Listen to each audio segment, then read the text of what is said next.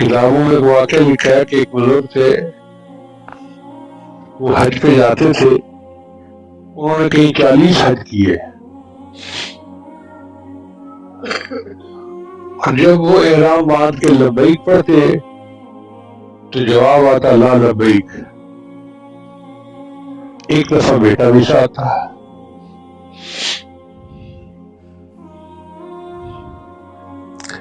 انہوں نے احرام باندھ کے لبیک اللہم لبیک، جواب آیا لا لبیک۔ بیٹے نے بھی سن لیا، بیٹے نے کہا ابو واپس چلے، جب لبیک قبول نہیں تو پھر اب آگے جانے کا کیا فائدہ؟ باپ نے کہا بیٹا تم نے تو بھی ایک دفعہ سنا ہے،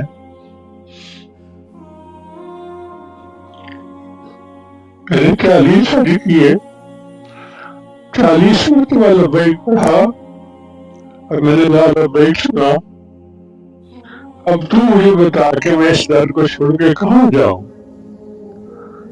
دوسرا در تو ہے ہی کوئی نہ۔